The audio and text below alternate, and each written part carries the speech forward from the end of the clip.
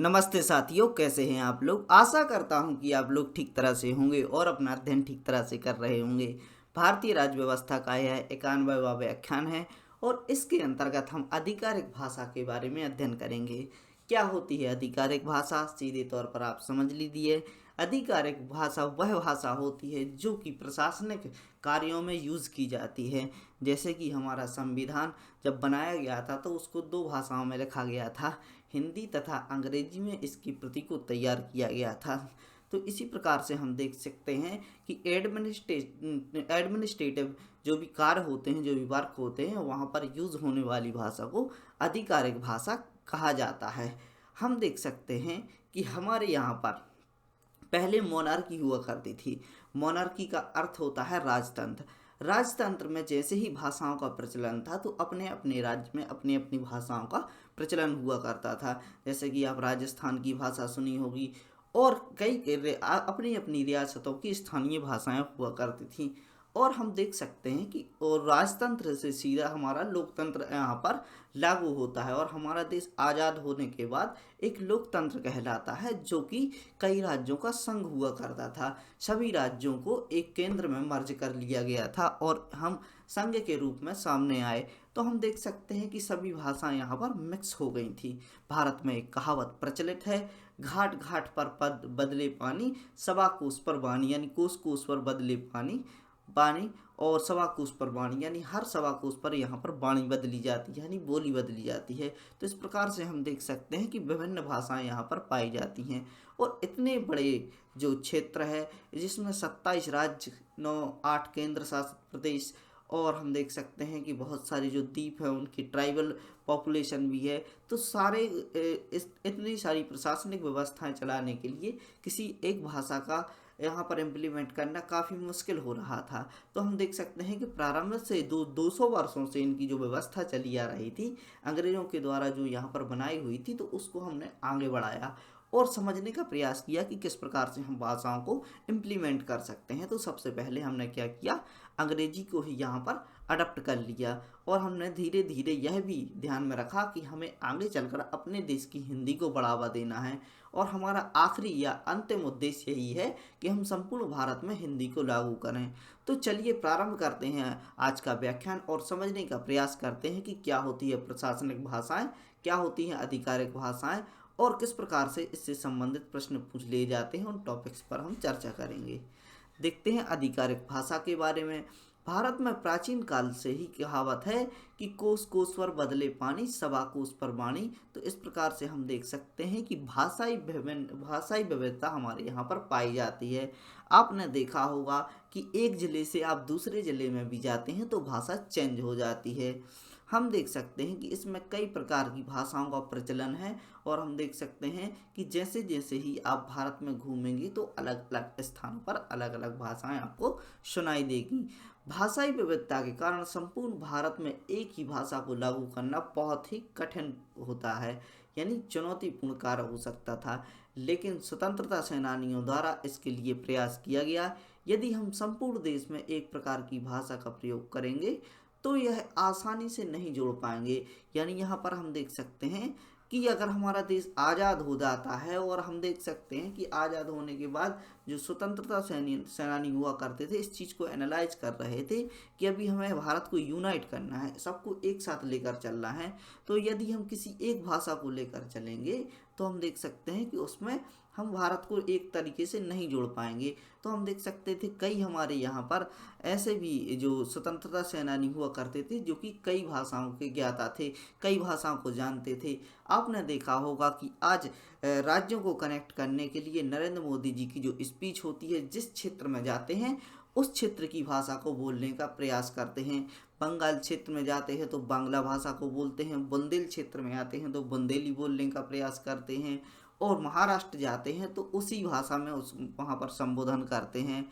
और हम देख सकते हैं कि यूएसए गए थे तो अंग्रेजी भाषा में उन्होंने संबोधन देने का प्रयास किया था। तो हम देख सकते हैं कि कनेक्ट करने के लिए हमें एक दूसरे की भाषा से थोड़ा सा जुड़ना होता है और इसी बात को यहाँ पर समझा गया और संपूर्ण भारत को कनेक्ट करने के लिए विभिन्न भाषाओं का ज्ञान इनके द्वारा लिया गया। आगे देखते हैं आधिकारिक भाषा के संवैधानिक प्रावधानों के बारे में। संविधान का भाग 17 क्या बात करता है? भाषा की बात करता है। सारे भागों को आपको याद कराने का प्रयास किया गया है, सभी भागों की ट्रिक भी बनाई गई है।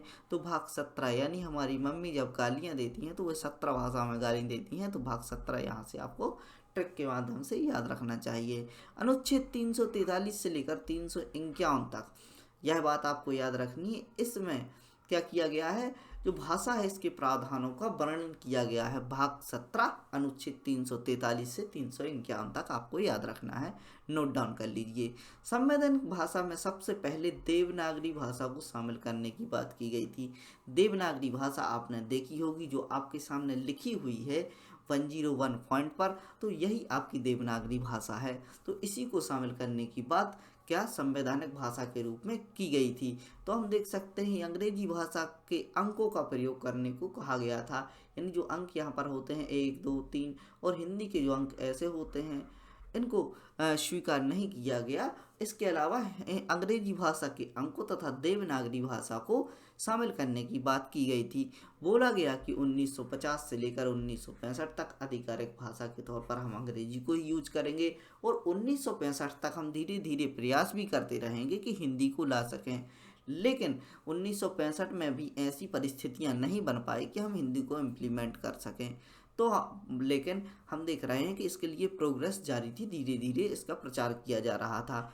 1965 में चलकर जब हम आते हैं तो किसी कारणवश हम अंग्रेजी को आधिकारिक भाषा नहीं बना पाते। और कारण क्या था? सीधे तौर पर आप समझ लीजिए, पुनर्गठन आयोग के बारे में आपने पढ़ा होगा कि राज्यों का जैसे ही पुनर्गठन किया जा रहा था तो आपने देखा होगा कि आंध्र प्रदेश से पोट्टी श्रीरामुलु का जो अनशन निकल कर आया था, इन्होंने भूख हड़ताल करके क्या किया था, इनकी हत्या हो गई थी, यानी इनकी मृत्यु हो गई थी। तो उस समय पर यह जो भाषाई आधार पर राज्यों का विभाजन हो रहा था, तो हम देख सकते हैं कि भाषा को लेकर लोगों के मन में क्या जिज्ञासाएं थी और किस प्रकार से अपनी भाषा को लेकर चल रहे थे। तो इस प्रकार की बातों को देखते हुए आगे भी हमने अंग्रेजी को ही इम्प्लीमेंट करने का प्रयास किया, क्योंकि अंग्रेजी ऐसी भाषा थी जो सभी राज्यों के जो भी शिक्षित व्यक्ति हुआ करते थे वह कम से कम 2 भाषाओं का ज्ञान रखते थे, एक अपनी स्थानीय भाषा और दूसरी अंग्रेजी भाषा।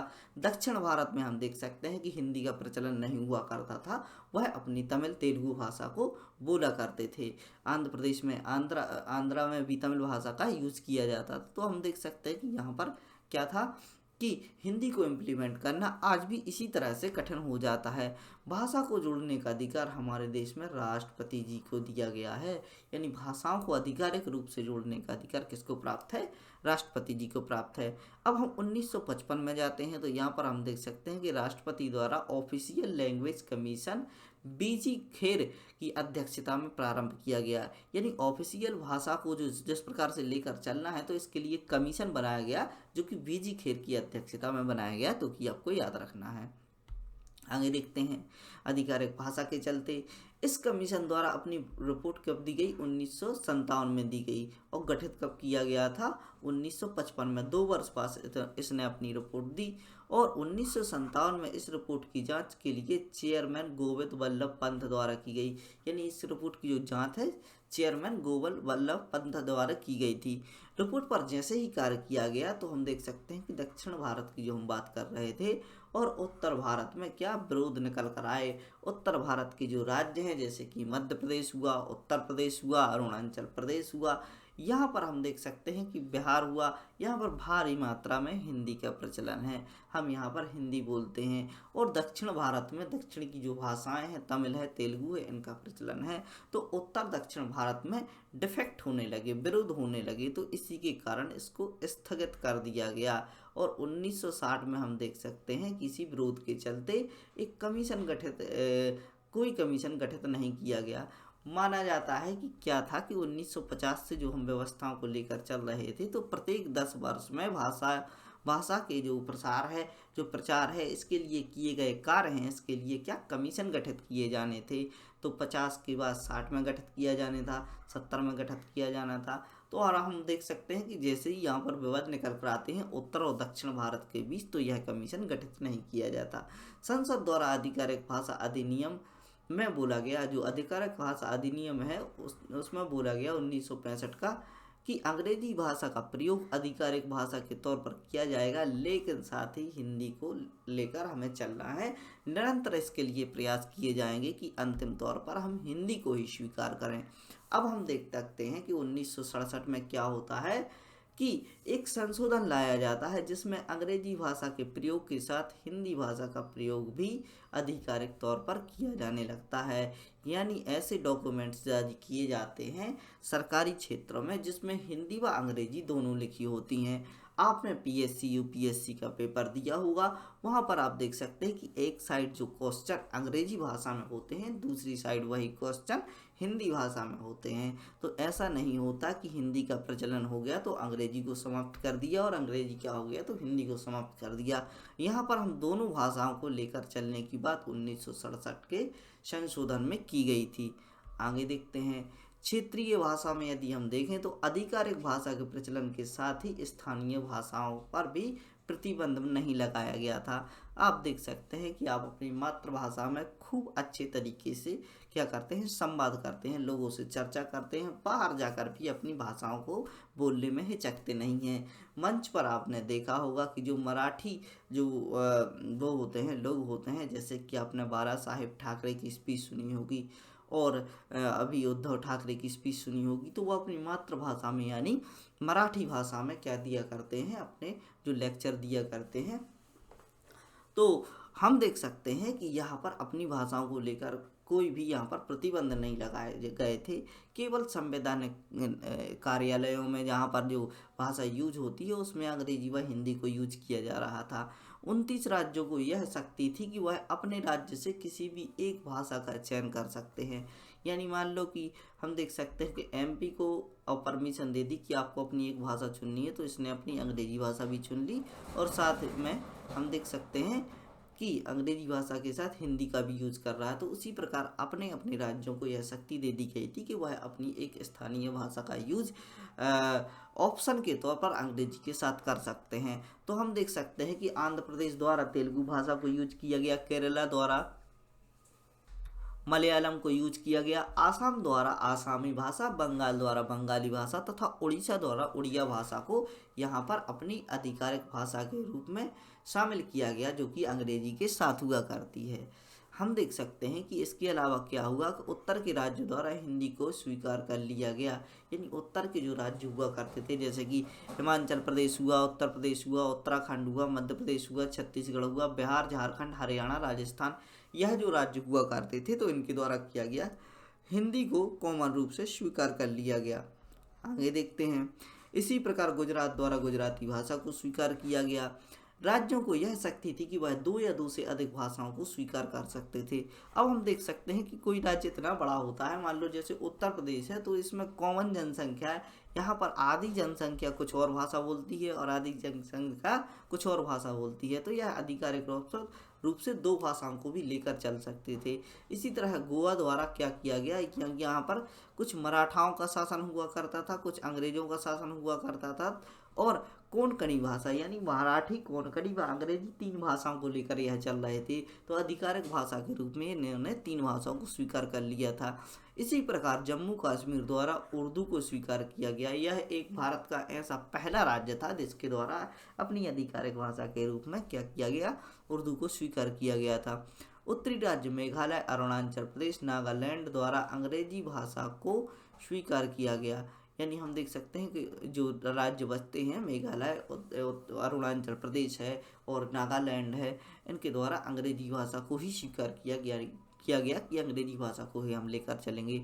अंतर्राज्यीय भाषा क्या होती है, हम देख सकते हैं कि जब 2 या 2 से अधिक राज्य अपने अंतर में जो कि संबंध स्थापित करते हैं, जैसे कि आपने देखा होगा इंटरनेशनल रिलेशन, यानी हम अंतर्राष्ट्रीय स्तर पर जो समझौते करते हैं, अंतर्राष्ट्रीय स्तर पर जो व्यापार करते हैं, भारत पाकिस्तान, भारत चीन, भारत यूएसए, भारत रसिया, इस प्रकार के जो व्यापार हुए, इस प्रकार के जो संचार हुए, तो इस प्रकार से हम कार्य करते हैं। तो उसी प्रकार से अलग अलग राज्यों के भी अपने क्या होते हैं, व्यापार होते हैं, संबंध होते हैं और इनके तौर पर आधिकारिक रूप से कार्य किया जाता है। तो अंतर्राज्यीय भाषा के रूप में क्या किया गया कि राज्यों को यह स्वतंत्रता थी कि वह किसी भी भाषा का चयन करके अपने राज्यों के साथ क्या कर सकते हैं, संवाद कर सकते हैं, संचार कर सकते हैं, व्यापार कर सकते हैं। उदाहरण के लिए राजस्थान, उत्तर प्रदेश, मध्य प्रदेश और बिहार ने एक संघ बना लिया और इन्होंने हिंदी को राजकीय भाषा के रूप में स्वीकार करते हुए अपने संबंधों को आगे बढ़ाया।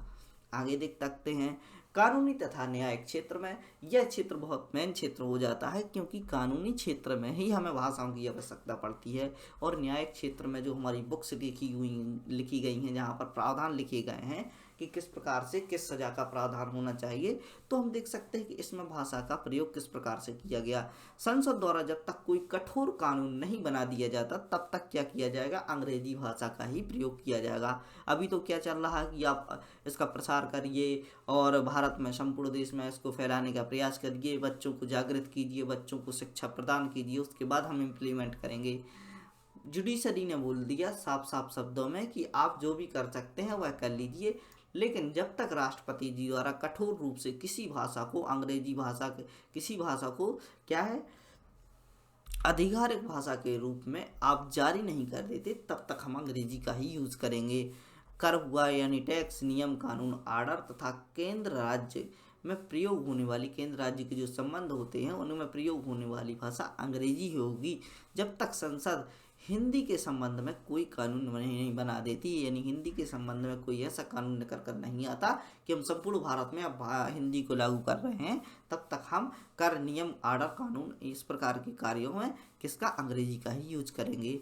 अब हम देख सकते हैं कि राज्यों को इसमें क्या पावर थी, यानी राज्य यदि चाहें, यानी कोई राज्य चाहता है कि हम दूसरी भाषा को लेकर चलना चाहते हैं आधिकारिक भाषा के रूप में, तो गवर्नर जाएगा, राष्ट्रपति जी से इजाज़त लेगा और इजाज़त लेने के बाद क्या होगा कि उच्च न्यायालय में कानूनी भाषा के रूप में हिंदी भाषा का प्रयोग कर सकता है या अपनी भाषा का प्रयोग कर सकता है, लेकिन आर्डर व जजमेंट अंग्रेजी भाषा में ही दिए जाएंगे। यानी आधिकारिक भाषा में, आधिकारिक में आर्डर और जजमेंट अकेले नहीं होती, इसके अलावा भी बहुत सारे कार्य होते हैं, उनको यह क्या कर सकते हैं, अपनी आधिकारिक भाषा यानी अपनी जो स्थानीय भाषा या हिंदी भाषा में यूज़ कर सकते हैं। इसके अलावा हम देख सकते हैं कि ऑर्डर व जजमेंट क्या होंगे, वह अंग्रेजी भाषा में होंगे। संसद भी किसी भी अन्य भाषा का प्रयोग सामान्य स्तर पर कर सकती है, यानी संसद को यह भी परमिशन है कि वह सामान्य स्तर पर किसी भी भाषा का प्रयोग कर सकती है, लेकिन यदि आपको क्या करना है, कोई भी संवैधानिक कार्य करने हैं तो इसमें अंग्रेजी का यूज़ किया जाएगा। अब हम देख सकते हैं क्षेत्रीय भाषा क्या कहलाती है। जैसे जैसे हमने देखा कि अब आधिकारिक भाषाएं थोड़ी बड़े स्तर पर होती हैं, बहुत सारा क्षेत्र, इसमें कोई भी भाषा बोलता है तो उसको आधिकारिक भाषा के रूप में यूज कर लिया गया, इसमें से 22 भाषाओं को छांट लिया गया। और इसके अलावा हम देख सकते हैं हिंदी अंग्रेजी का तो यूज कर ही रहे थे, अब क्षेत्रीय भाषाएं निकल कर आती हैं। क्षेत्रीय भाषाएं ऐसी होती हैं, किसी किसी राज्य में 5 भाषाएं होती हैं, 10 होती हैं, 20 होती हैं, 50 भी होती हैं। सुप्रीम कोर्ट द्वारा पिटीशन के माध्यम से संपूर्ण देश में हिंदी भाषा के प्रयोग की बात की गई। इस पर मनाही करते हुए सुप्रीम कोर्ट द्वारा जवाब दिया गया, यदि इस प्रकार का कार्य किया जाता है तो वह गैर संवैधानिक होगा, क्योंकि हमारे संविधान में ऐसा कोई भी प्रावधान नहीं कि हम संपूर्ण देश में क्या करें, हिंदी को लागू कर सके। यानी यदि हम हिंदी लागू कर देते हैं तो हमारे जो पूर्वज हैं, हमारे जो संविधान निर्माता हैं, इनके द्वारा इस प्रकार से कार्य नहीं किया गया।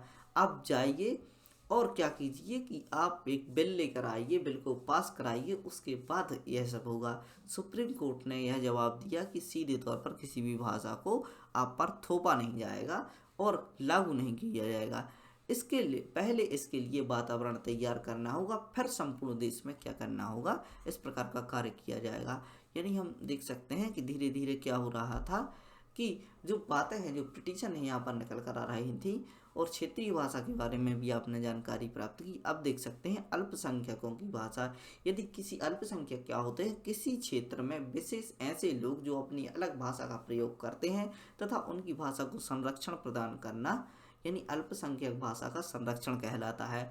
प्राथमिक शिक्षा के समय उनकी मातृभाषा को संरक्षण देने, यानी अब कोई बच्चा है और यहाँ पर जाता है तो आप क्या करेंगे, जैसे ही आपको हिंदी से अंग्रेजी पढ़नी होती है तो आप सीधे तौर पर अंग्रेजी नहीं पढ़ते, आप थोड़ा सा चीज़ों को कन्वर्ट करते हैं कि इस चीज़ के लिए अंग्रेजी भाषा में ये बोला जाता है, डिक्शनरी उठा लेते हैं और ब्रिटेन में रहने वाले जो या फिर यूरोप में रहने वाले जो बच्चे होते हैं वह सीधे तौर पर अंग्रेजी बोलना प्रारंभ कर देते हैं।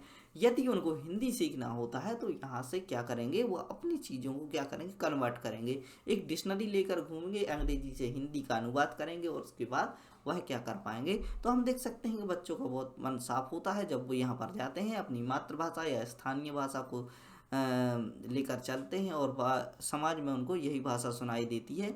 इसके बाद जब वो तो इस प्रकार से संरक्षण देने की बात करी गई।